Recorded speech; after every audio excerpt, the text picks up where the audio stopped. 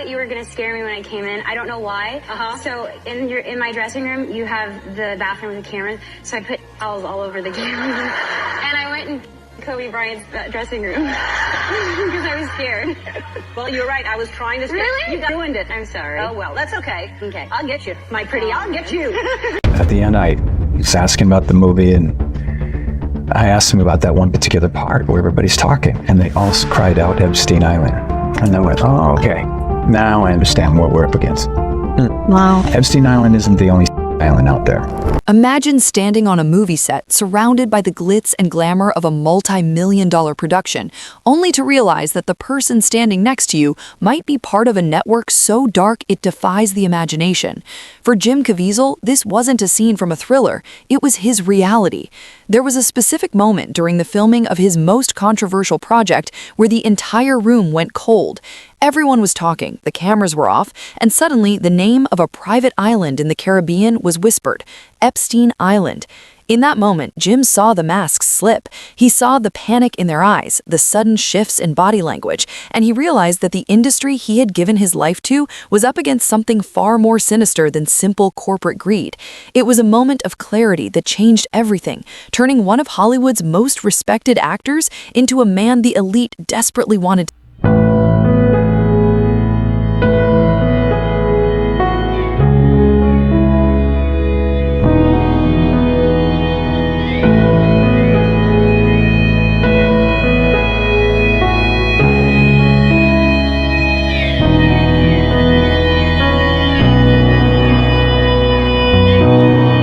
There. For years, we've been told that Jim Caviezel lost his mind. The media labeled him a conspiracy theorist, a fringe actor, and a man obsessed with shadows. But if you look closer, the timeline tells a different story. Jim didn't start speaking out because his career was failing. He started speaking out while he was at the very top. After the massive success of The Passion of the Christ, he had the world at his feet. He had the prestige, the money, and the power. He could have played it safe, collected his checks, and enjoyed the sunset in Malibu. Instead, he chose to walk into the fire. He chose to look at the things no one else wanted to see, specifically the underground networks that treat human lives like disposable products. When he brought Sound of Freedom to the big studios, he didn't get a standing ovation. He got a door slammed in his face. The very industry that claims to be the moral compass of the world wanted nothing to do with a story about saving children.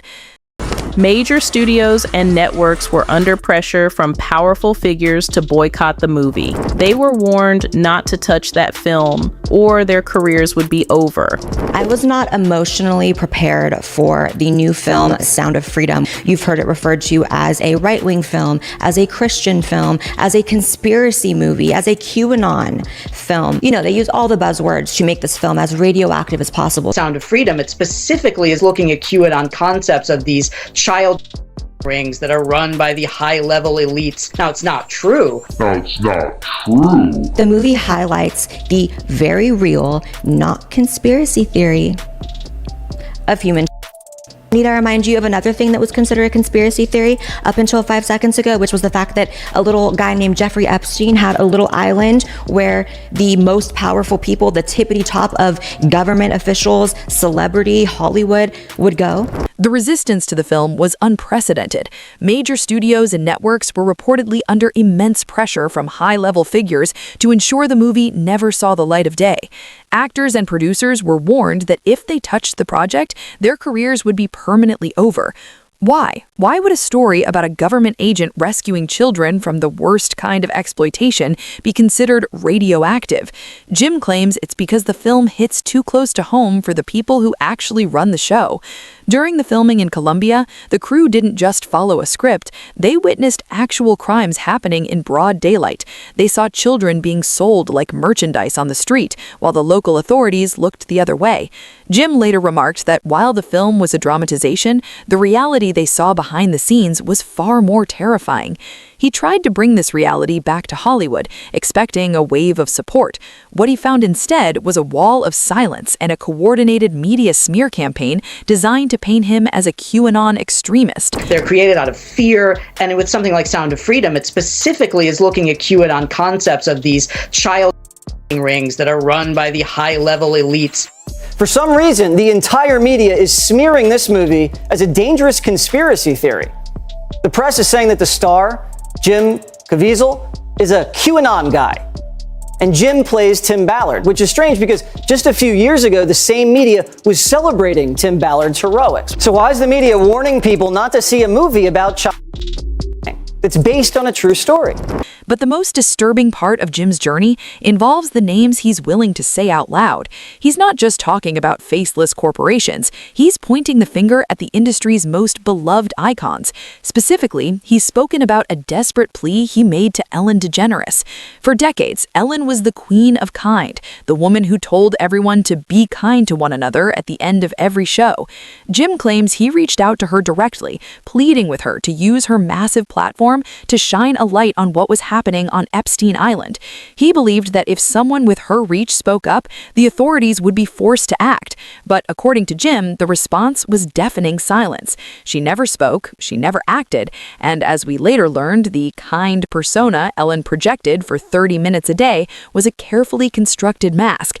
When that mask finally slipped and she was exposed for her behind-the-scenes behavior, her empire collapsed almost overnight. But the question remains, what did she know about the island, and why did her name reportedly show up on the visitor logs? Can I tell you something? Yes, what? So I thought that you were gonna scare me when I came in. I don't know why. So in my dressing room, you have the bathroom with the cameras. So I put towels all over the cameras, and I went in Kobe Bryant's dressing room because I was scared. Well, you're right. I was trying to scare Really? you. Ruined it. I'm sorry. Oh, well, that's okay. Okay. I'll get you, my pretty. I'll get you. If you think the Selena bathroom prank is just a story, you aren't looking at the facts, and she wasn't alone. Because years later, Nikki Tutorials came forward saying the show literally restricted which bathrooms they could use, while staff described a culture of fear built on constant surveillance. Why was the most private room always the centre of drama? This leads to a tragedy that continues to haunt the fringes of the Epstein investigation. In August 2022, the world watched as a fiery car crash in Los Angeles took the life of actress Heche. The official reports called it a tragic accident, a high-speed collision into a residential home. But for those who have been following the breadcrumbs, the timing was almost too perfect. At the time of her passing, Anne was reportedly working on a documentary project titled Children of the Machine. It was whispered to be an exposé on the very networks Jim Caviezel has been warning us about. Anne had spent years trying to articulate the disturbing experiences she had during her high-profile relationship with Ellen, experiences she claimed were too dark to speak aloud. Then, just as the Epstein revelations were gaining global momentum and whistleblowers were starting to emerge, she was gone. Sources close to the actress have whispered that she knew too much and was preparing to go public.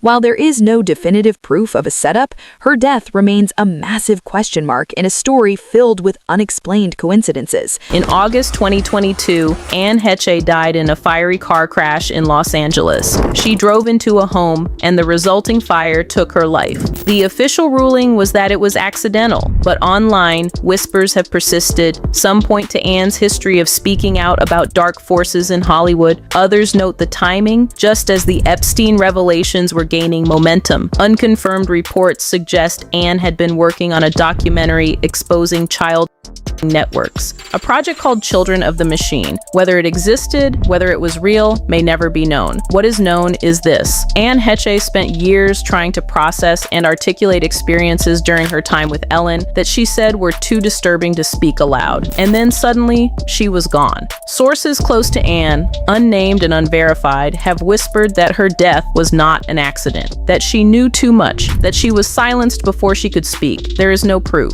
There may never be. But in a story filled with powerful people, sealed documents, and unexplained deaths, Anne Heche's name lingers like a question no one wants to answer. But Ellen wasn't the only one.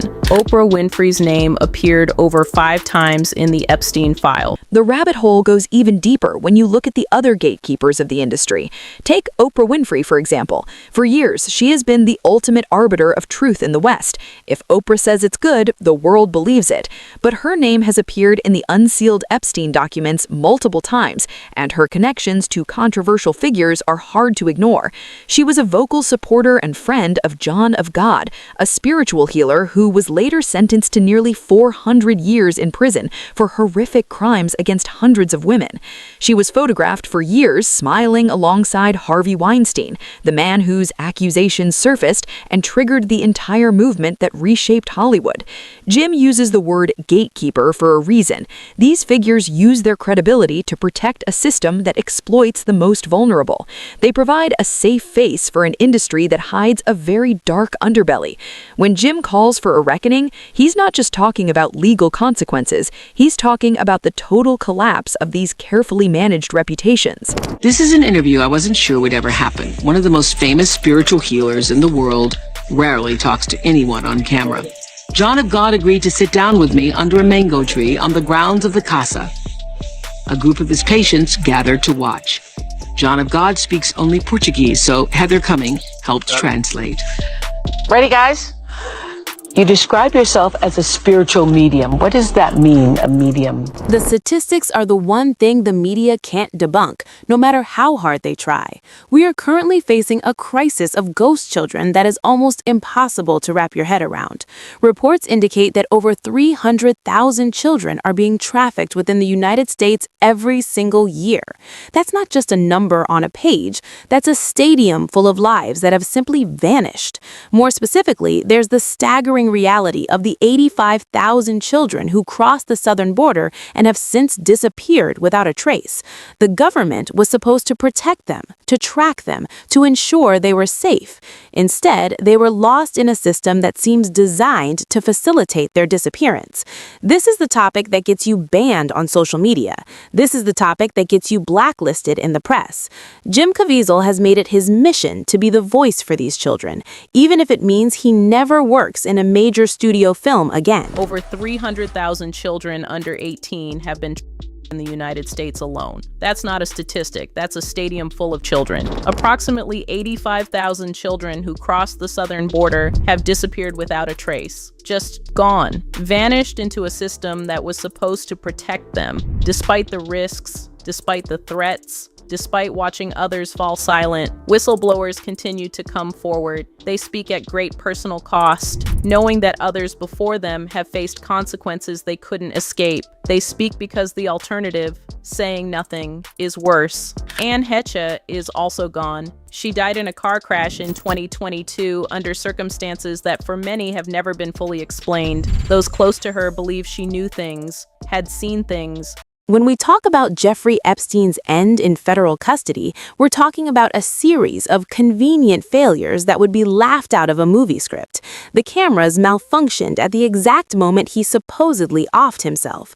The guards, who were tasked with a high-profile watch, both managed to fall asleep at the same time. The evidence was rushed, the surveillance footage was unavailable, and the man who held the keys to the kingdom was silenced permanently before he could name a single name in court. Since then, we've seen a trickle of redacted documents, but the full truth remains buried under layers of legal protection and media blackouts. The people whose names appear in those files haven't gone anywhere. They are still walking red carpets, still accepting awards, and still telling us how to live our lives. They're protected by a machinery of money, lawyers, and gatekeepers who ensure that the status quo remains untouched. But Jim Caviezel believes that the walls are starting to crack. He speaks of a divine reckoning, a moment where the light becomes so bright that the shadows have nowhere left to hide. We're seeing it happen in real time. Look at the recent investigations into industry moguls like Diddy. Look at the way public trust in mainstream media has completely evaporated. People are no longer satisfied with the official version of events. They are looking at the whistleblowers who have risked everything to speak out. They are looking at the survivors who are finally finding their voices. The system that allowed Epstein and his associates to operate for decades is built on a foundation of silence, and that silence is finally being broken. The cost of speaking out is high. We've seen what happened to Jim. We've seen what happened to Anne H. We see how the media treats people who dares to question the narrative. They don't just disagree with you, they try to destroy you. They call you names, they take away your livelihood, and they try to make you radioactive so that no one else will listen. But the truth has a funny way of surviving. No matter how many documents are redacted, no matter how many cameras malfunction, and no matter how many gatekeepers try to manage the story, the reality of what is happening to the most vulnerable among us cannot be ignored forever. Hollywood Records contract, and I'm signing it because I'm going to have my first record ever and selling my soul to Hollywood Records. I'm so excited! Get me a little sign here tabs. Sign here, sign here, sign here. Yeah, you don't touch that. Done. They'll hurt you. Done. I just signed my first record contract ever. As we look forward, the question isn't whether Jim Caviezel was right. The question is what we do with the information he's provided. Do we look away because it's too uncomfortable? Do we dismiss it as a conspiracy because it's easier than admitting that our heroes might be monsters? Or do we start asking the hard questions? Who else knew? Who else chose to stay silent while children were being sold in broad daylight? The island might be quiet now, and the files might be sealed, but the reckoning Jim talks about isn't just a future event.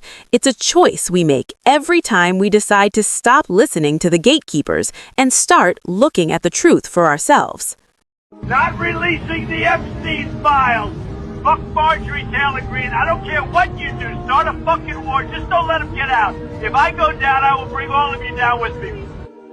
Hollywood likes to tell stories of heroes and villains, but the real-life battle happening behind the scenes is far more complex. It's a battle between an entrenched system of protection and a growing movement of people who are tired of the secrets. Jim Caviezel might have been blacklisted, but he hasn't been silenced. He continues to speak at conferences, on podcasts, and to anyone who will listen. He knows that the alternative, saying nothing, is far worse than any career setback.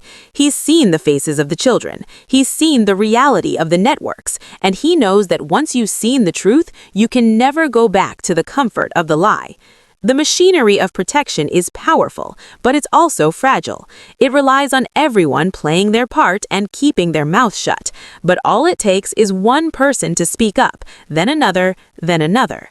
We're seeing a shift in the cultural landscape. The names that were once untouchable are now being questioned. The systems that were once invisible are now being exposed. And as the walls continue to fall, the people who thought they were safe behind their redacted documents and gatekeeper friends are realizing that the light is finally catching up to them. The whole Jim Carrey thing that's blowing up right now, 1000%, Oh, yeah. it's not Jim Carrey. I knew it. First off, he would have came out and said something already. Yeah. Has not. Why? We don't know where he went. And he's the one that did this, right? Jim Carrey, from years and years ago, he's always been trying to expose the Illuminati. Facts. He did it on Jimmy Kimmel. I know. He's like, if my beard's chopped off, then that's how you know it's not me. If I ever shave my face again, you'll know.